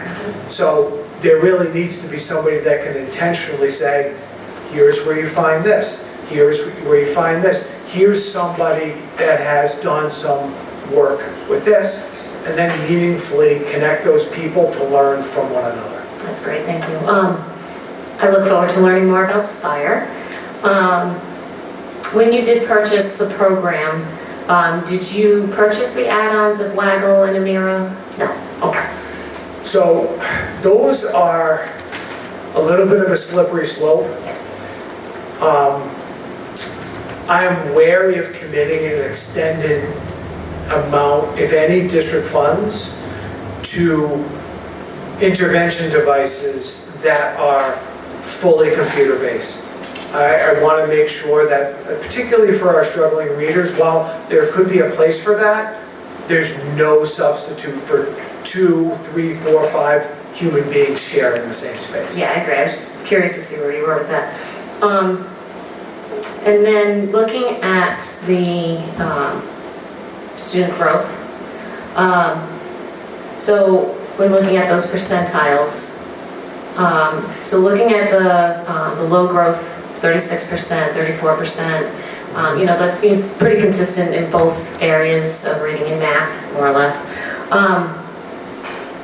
Would you say that a couple of tiers to this? So one, those students that are showing low growth, is there a correlation between the low growth and the chronic absenteeism? I would say, without even looking at the data, yes. Okay. So really, when we think about priorities for next year, there's a pretty clear correlation between absenteeism and student success. So somebody once said the best ability is availability. Mm-hmm. So one of the things we have to be very intentional about next year and very systemic about next year is having targeted, specific action plans to address chronic absenteeism. And I feel like the middle school and the high school are in the right direction with what they presented for their handbook changes. I like that. Also looking at these percentages, I mean, would we say, like, you said that there's a rising increase in our ELL population, are these testing materials being presented to them in such a way that it is accessible? So there is a Spanish version of STAR, but we don't have, because there are 25 languages spoken in Norton, it is not presented in that way, and I think we have to find a solution. Okay. Also, our special ed population, so particularly, more of our, maybe our substantially subseparate, our CBOC students, are they taking STAR with everyone else? That is on a case-by-case basis. So the only exception in terms of a modification or an accommodation is no student can be read the reading test. But short of that, on a case-by-case basis, students can take in a small group in a different environment, have extended time, and we really leave that to the judgment of the teachers so that they can do what's right for their student. Because we want everyone to take it, but you also know it's not punishment. So there may be some students that really struggle, and we want them to make their best effort, but we're not going to torture kids for this. Right, right. Like thinking about, again, our collection of data, using our data, also our discussion of more project-based learning and things like that, and just looking at, alternative pathways, particularly for those populations of our ELL and our special ed, so that, yes, we've got this 36% here, however, they are showing growth, and we can show you where they're showing growth, and then maybe have a second graph that shows a better adjustment of that. Sorry. Thank you, and that's why I really wanted to make sure that growth was highlighted here, because each of our students comes to us the best they can with what they've got each and every year, and our charge is to really, as best we can, work with each and every student and really celebrate how they grow with us. Right, because it's always that thing where, as a teacher, we're supposed to meet them where they're at, and then we're celebrating their growth and celebrating their progress, but then, things like this come out, or they get their star results, or things like that, and that doesn't help, right? It doesn't make them feel successful. So I was just curious of how we're working around that as well. Yeah, and I think to support that, that's one of the reasons why, we onboarded Spire, the new EL materials. Casey and I are working together now to start to look at alignment for Tier 3, like cohesive instructional resources, because we're obligated and we have the responsibility for all of our kids. And that's front and center in our minds. Practically, it just takes a little bit of time to onboard Tier 1, but we are on and committed to making sure that that full array of resources is available for Tiers 2 and 3 as soon as possible. Excellent. And then my only final piece was looking at just the math, SGP growth by school. To me, that discrepancy between Yale to the middle school at 65% to at 58%, I mean, that to me is a kind of a bit of a drop. However, I am also going to chalk it up to the fact that, middle school is still kind of working through new programming. And so that shift and that adjustment is probably tough. And there's always the potential for a dip in achievement during an implementation phase. Right. It's not a universal feature, but it's known to manifest somewhat regularly. Right. So I included that data just to give a broad set. I mean, there's so many more layers to drill down to. Yeah, and it was just specifically because it went from Yale to the middle school, which is they're directly next to each other. Whereas if it was like Solomon East, that's broad. I think one could question too that there may be a possibility that in our 25-26 when we're looking at this. In that ELA section, there could be a potential drop because of the implementation of the new reading as well. Yeah, we always hope not, we always aspire, right. But it is possible. Okay. And that was all my stuff, so thank you so much. Thank you. Anyone else? From a historical perspective, do we have these numbers that go past, let's say, 18, 19, 20, 21, whatever? Yes. Okay. So I think there would be a way to go back and go further back. Yeah, because I would like to see, I think with the curriculum especially, I think this would be big as we move into the strategic planning portion of it and whatnot, of looking at the growth of our students during that rollout of curriculum, and if it's 5 years, 7 years, whatever, I feel like we're going to have to look back to say, hey, look at the curriculum's working or it's not working, and make sure we can actually make some informed decisions that way. And then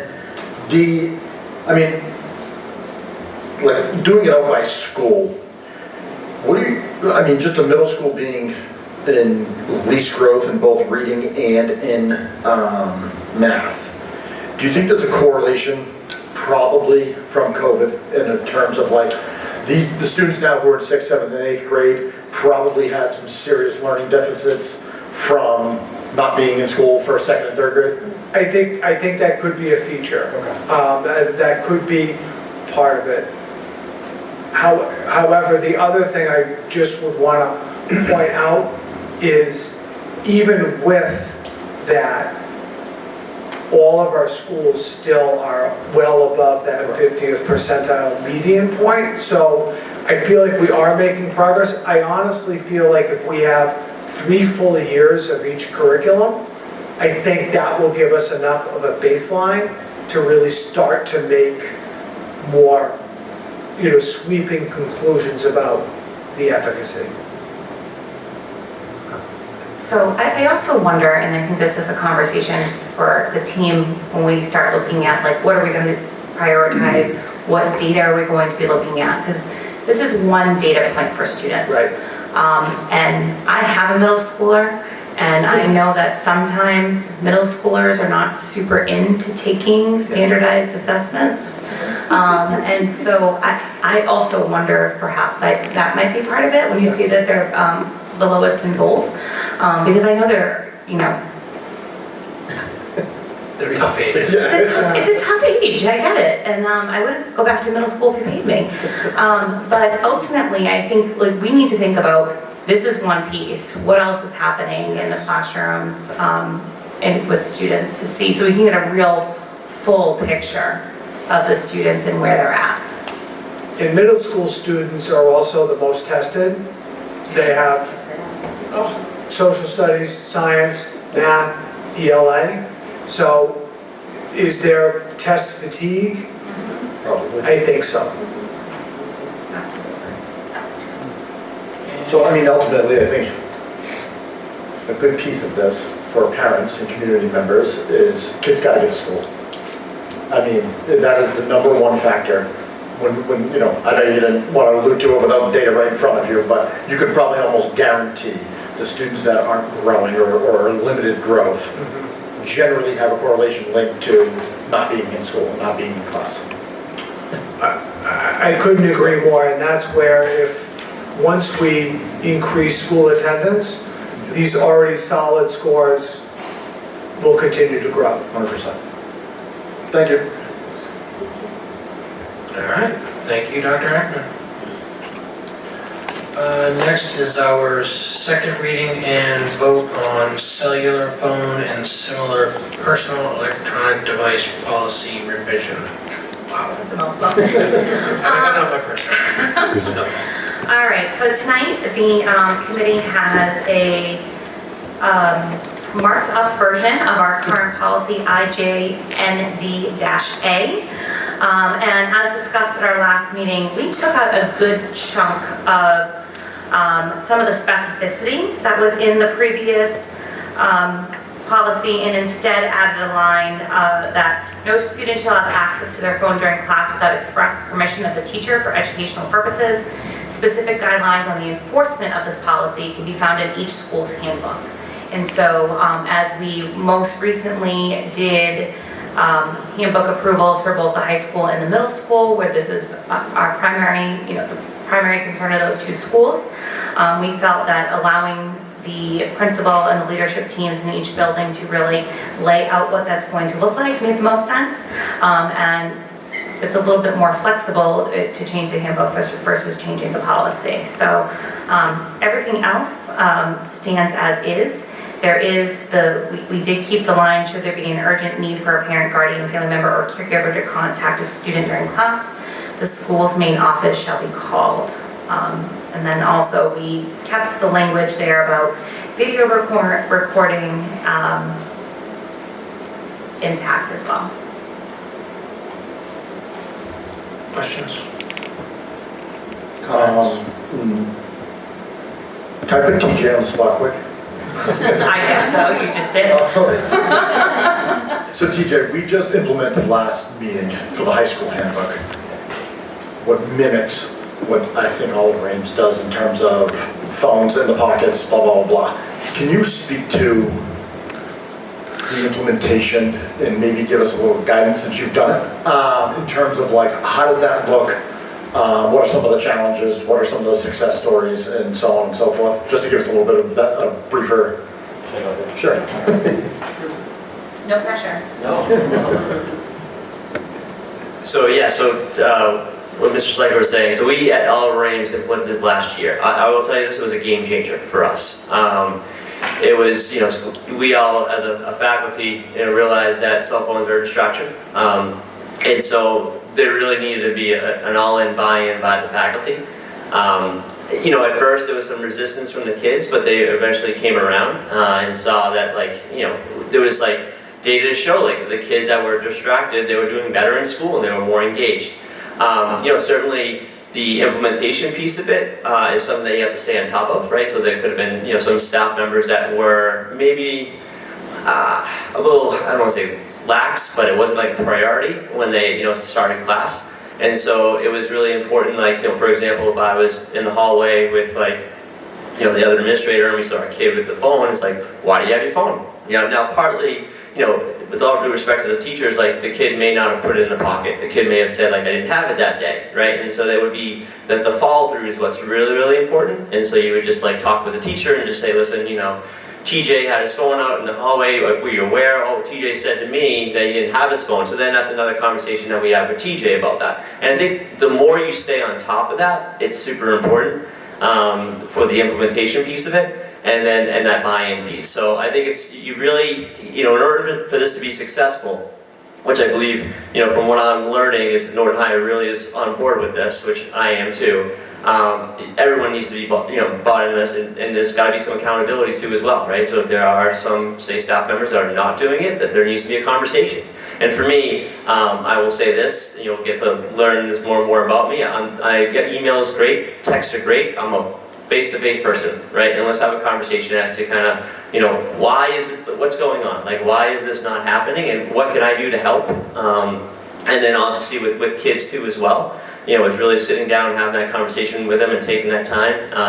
And eventually, through all that and through that, staying on top of it, we have seen a huge success in the implementation of it. And certainly, we certainly still need to stay on top of it. I'm not saying it was perfect, but it's something that I would say is a game changer for Olive Ames High School. Thank you very much. Thank you. Anything else? I have a question. Do we have a specific section that talks about social media usage at all in the handbook? Great question. I would say we don't, because I know we've had this discussion historically with, staff members' use of social media, and the big picture was the school doesn't issue their social media, so we can kind of, it's discretionary. So it's, we used to have a lot of teachers active on Twitter, X, whatever it is, but now it's not the best platform. So I don't know. We've had discussions in the past, but it came down to, balancing out the fact that it's not a school issue handle. So that's where we kind of get into the weeds a little bit with, freedom of expression and things like that. So I believe we have guidelines for staff. It's not an official policy. We have guidelines in terms of these are recommendations. But that's it at the moment. Yeah, I just pulled it up quickly. We do have a social media policy in our North School Committee policy. It is in there. Just 6 things on it. Improper, blah, blah, blah, blah. It's whatever. It's file IJNDD. But it is in there. But I don't know about the individual handbooks, obviously, for each school. Audrey, are you asking for teachers or students? I'm asking for both, actually, because I think we've had issues on both sides where students have posted teachers on their social media and teachers are continually posting students on their social media, if it's Facebook, IG, or TikTok. And that's the main concern that I hear from a lot of community members. You know, they sign things for their students that, yes, they're okay with their kid's photo being taken and used in, you know, the platforms that the schools use, but they didn't okay their kid to be on TikTok. So I didn't know if that was something we should probably look into further. Yeah, I mean, there is the policy that all the parents sign to allow permission. That's why every once in a while you'll see a school picture with like a smiley face or something like that. That's been in place for many, many years. Yes. But the social media policy has been a slippery slope in the past. I know, you know, again, I hate to always say speaking historically, but when there is, you know, improper student usage, they have faced penalties because it has escalated situations, but you know, but it's something we can definitely take a look at, but again, it's a legal kind of gray area because it's their own personal usage. We've had, you know, complaints in the past of, you know, maybe some staff members using social media during the day when they should be, you know, on task, teaching and learning, but it was, you know, it could be their prep period, it could be their lunch block, you know, and those are different things that have been addressed by admin as well. We also have an acceptable use policy, which talks about how devices should be used, websites, etc. But I know that, I believe Karen and her tech team at one point created the social media policy. That's something we can revisit as well if the committee's interested. I think we should. Okay, we'll add it to our agenda for the fall. All right, so at this point, we will entertain a motion to approve the new policy as presented. So moved. Second. Second. All those in favor? Aye. Next is a discussion and vote on conflict of interest with Superintendent O'Neill. Okay, thank you. So as required by Mass General Law, C268A, I'm notifying the Norton School Committee that, in the town of Norton, that my daughter Kaylin has been recommended by Mrs. Russo to be hired as a student assistant at our extended school year program this summer. Kaylin will be working with some of our students at the high school, and she's really excited about it. And so the program runs from July 8th through August 7th, Tuesday through Thursdays, and she will be paid the rate of $15 an hour. So it's important that the committee and the town knows that I am not her supervisor, that Mrs. Russo will be. And I just needed you all to be aware and to vote on that as well. Sounds good. Yeah, Jen, just one thing, I don't know if it matters, it just says the program runs July 8th through August 7th, 2022. Oh, yikes, that's probably not the year we're gonna do it, yeah. She was too young. I will make sure that that gets updated before I turn it over to the town as well. Awesome. Thank you. Okay, entertain a motion to accept the conflict of interest disclosure. So moved. Second. All those in favor? Aye. Thank you. Okay. Next is the revisit and potential vote on the student parking fee. I'll take this one because this was on me. So one of the challenges I find sitting up here is we only get about 24, maybe 24 hours. We get a packet dropped off at our house, which is lovely. But sometimes life gets in the way and it's really tricky to fully dive into packets. Some of them are a little thick, some of them are not as thick, and then sometimes I like to do my own research on top of it.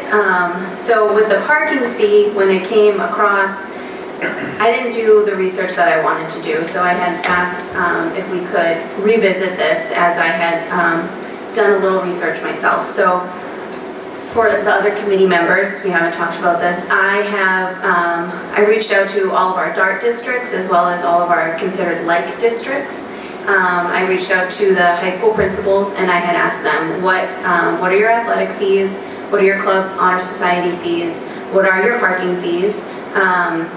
And I was shocked at how many people actually got back to me, considering it is the end of the school year and I know how crazy it can be. And so when I had received all of this information, I put it into a nice little Excel chart so I could compare everything.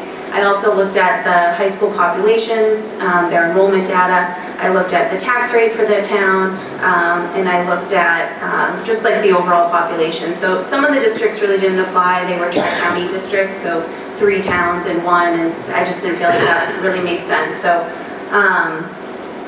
in looking at it, I will say most of the towns do not charge a parking fee. There are a couple that do, and it's prorated throughout the year, like per semester basically, because obviously not every student has their license in September, their junior year perhaps. But what I found interesting is we do align very much so, I feel like, with the athletics. Athletic fees are increasing everywhere, and I think that Norton is relatively the same. When it comes to the clubs and activities, it does vary. Most of the high schools are charging some type of fee, but a couple of them are charging like an annual fee. So you may pay $100 and you can join as many clubs as you want, rather than like $50 per club. Most do not charge for honor societies, but as we heard, I believe, was it this year? Last year? This year? That a lot of our surrounding districts don't have as many honor societies as we do. We have a lot of honor societies comparatively. So, and then when it comes to the parking fee, like I said, they aren't charging anything. And for me, I was just thinking, the juniors and seniors are now getting hit with this potential $75 fee for parking. They're getting hit for every club and activity. They're getting hit for an athletic fee. And then on top of that, I thought about, well, what do you pay now for PSATs, for SATs, for college applications, and all of these other fees that we're charging them. And I thought, at the end of the day, is the extra $50 that we're asking from them, is it really necessary to cover, I believe, maintenance or whatever else was in that line? So it then also led to like a further conversation where I called the highway department and I asked them, and I said, hey, like, or do you guys help out? Like, how does this whole thing work? And, so I guess, long story short, not so much, but I feel like I would like a revote on this to really think and reconsider the fee itself. And maybe if we can take away a fee on parents and students, where maybe it's not totally necessary, I feel like it would be of our best interest. So that's my spiel. So we also have a few comps. I don't know if I'll let Mrs. Hatfield talk about our surrounding districts as well. What the fees are for parking. The highway department really doesn't help us with any of our parking needs or plowing. So the Norton High School parking fees are only able to pay for anything that takes place in that parking lot. Like, we can't use the money for the Yale School parking lot or the JCS parking lot or things like that. And to provide a little bit of historical context, the parking fee used to be about $100 a student, and it was $100 for a very long time. And what we did was we collected that money, and it got to the point where the balance was a little bit high. And so I'm trying to recall, it was definitely 2 business managers ago. So I'm going to say probably 8 years ago, we lowered the rate down to 25 in order for us to be able to kind of spend that account down a little bit. So things that we use that money for are salt and sand during the winter months for the parking lot. If we need, there's like a little sidewalk thing. I know that sounds like it's like a little machine that clears the sidewalks. Yeah, but it's like they sit in it. Like it's like it's a bobcat. Thank you. My dad owns a hardware store. You think I would know that? And so the bobcat was purchased with that. We are going to be putting a more permanent structure at the final pole on the end. Right now, we have these beautiful orange cones that shockingly people actually see. They didn't see the bright yellow pole, but they do see the orange cones, which is wonderful. So we need to put something there, and that's really what it does. It does the stripping and the lining and the paving as needed. So just for context on what that fee goes to, so. Yeah, I think, from having a child, I remember paying $100 for one of my kiddos. And I think,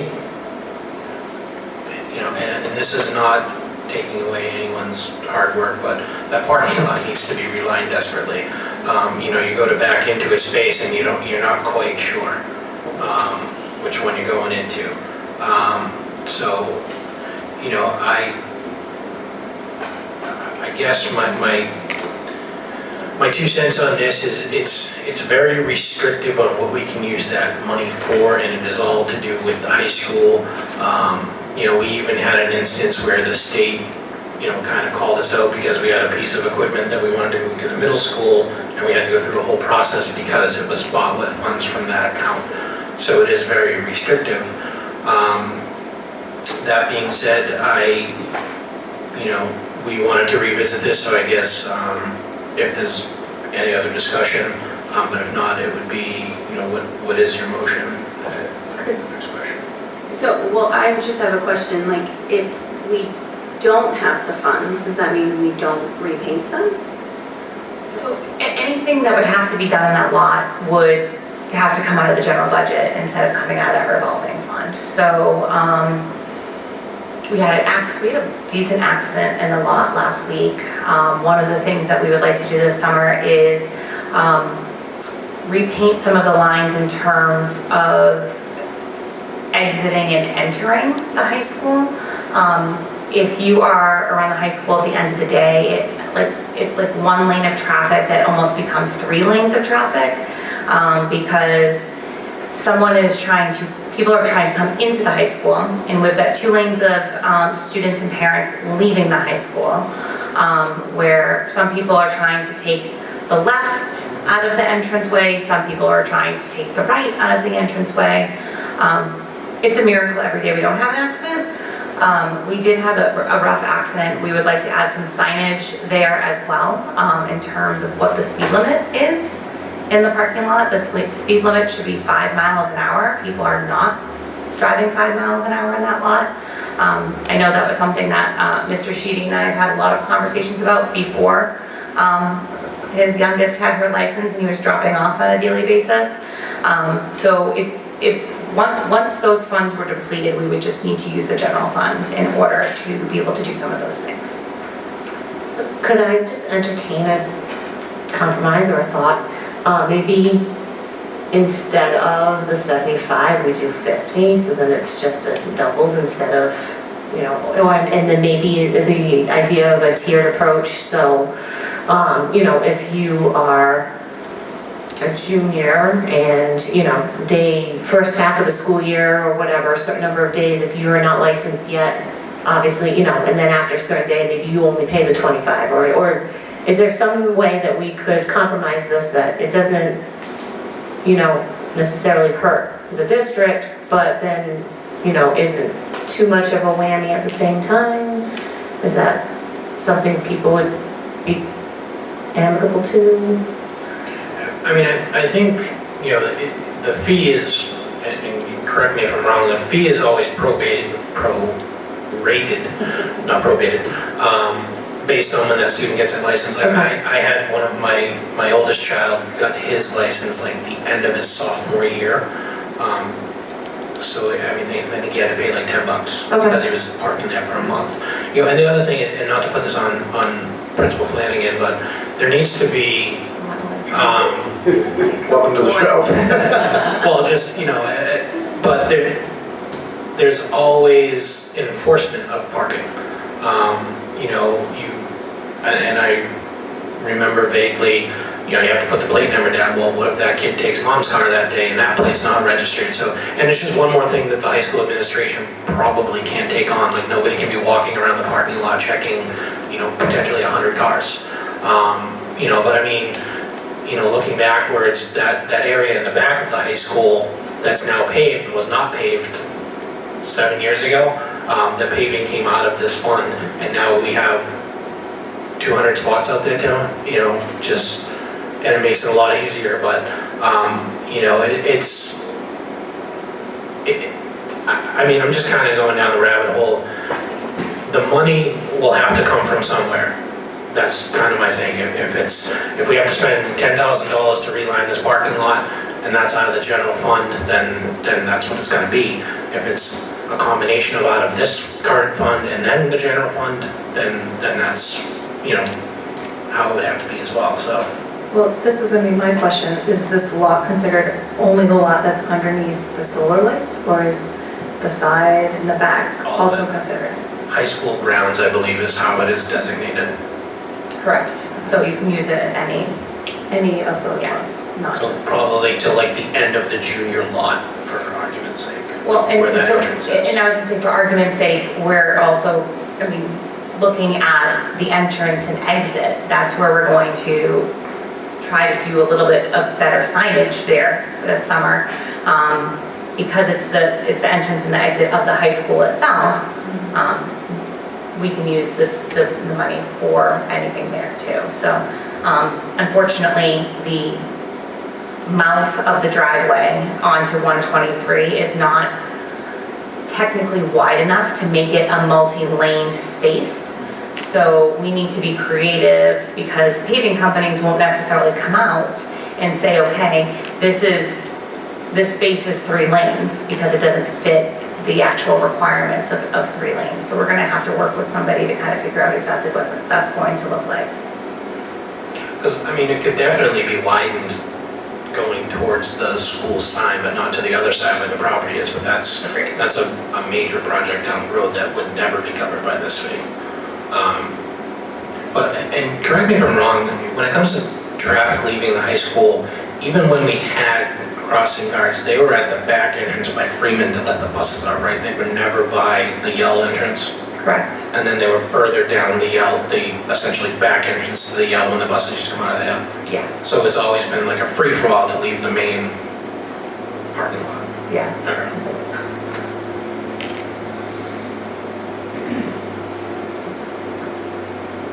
I think I spoke my piece on this already. I think any fee is a hidden tax to the taxpayers, period. That's what it is. That's exactly what we're trying to do. I would, again, vote no. That's what I did last time. I'll do that again. And I guess my last piece is, if we need to stripe and line and do all this stuff, for the last 2 full town meetings now, actually last 3, I think, every single capital item has been approved. That's what I was just gonna say. If we're asking our students to try to pay a fee to paint lines in a parking lot on town property, that is crazy to me. So the only thing that hasn't been approved that we've put forward the last couple times is the paving of the middle school. But I think that's Extra lot. that's a different beast than this. Correct, yeah. Again, so I think ultimately, we've been approving capital requests. If the lot needs to be lined and we can keep the fee, again, I would vote to put the fee at 0, to be honest with you, but, to me, it's, why are we whacking our juniors and seniors, students who are, scraping by probably to make ends meet anyway, and/or they're asking mom and dad to pay another fee. Like I said, to me, it's a hidden tax. That's what it is, and again, I wouldn't support raising the fee in this regard.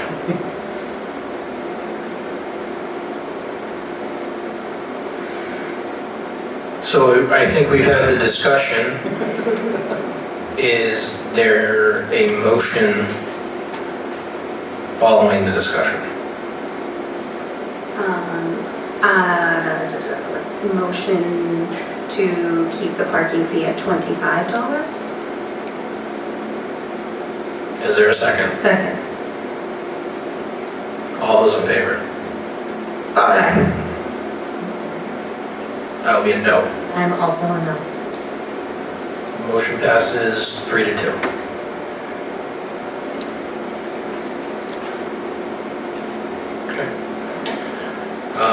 Any other business not anticipated in 48 hours? I just want to make a quick comment about the middle school. On Friday, I had the esteemed pleasure of being a chaperone for the 8th grade trip to New York City. I was, tired isn't even a word. That was, get there for 4:15 in the morning, get back at 1:45 in the morning. Yes, that was a day. But I have to say, I was really leery about it because I'm like, oh my God, we are taking like 150 8th graders, 14-year-olds to New York City. And I get it. I did that when I was a kid, but I don't know, something about now. I was so impressed. It was like a well-oiled machine. We, didn't lose anybody for too long. No, but it was like just down to a science. And so, I just wanted to give a huge shout out and props to Mr. Haywood, Mr. Goldstein, all of the teacher chaperones that, I totally get it that, giving that time was definitely a thing. And the kids had a great time, and so I just wanted to thank all of them for that. It historically has been a great trip. We were hesitant to bring this trip back years back, and Mr. Goldstein, Mr. Haywood actually did a dry run of what the day would look like, and I remember them describing it was challenging. Many years ago, they drove into the city, and we did have a bus, take the wrong turn and miss half the day. But now when they go with the train, it's a lot better. That was the scariest part, was the train, because the train won't wait for you. You need to get on that train. So that was probably the scariest part. But it happened, and everybody was there, and I was like, all right, this was great. So yeah, good job to them. Okay. Anything else? Just one thing, I always like to do this. My last one is graduating from Little Lancers, which is crazy. But I just want to kudos to that staff over there. All 3 of my kids went through Little Lancers, and she's graduating on Friday, which is great. Graduating. But yeah, that program, those teachers, it's definitely a, pretty, I think, so Laura's playing pretty well with the machine over there as well, and, they do a great job. So just a little quick shout out to them. So just to all the students and the staff, we're just about there. Just, a couple more days. I'm not sure what you guys have left, but my 2 districts are done tomorrow and Friday. So with nothing else, entertain a motion to adjourn. So moved. All those in favor? Second? Second. All those in favor? Aye. Great. Have a nice night. Thank you.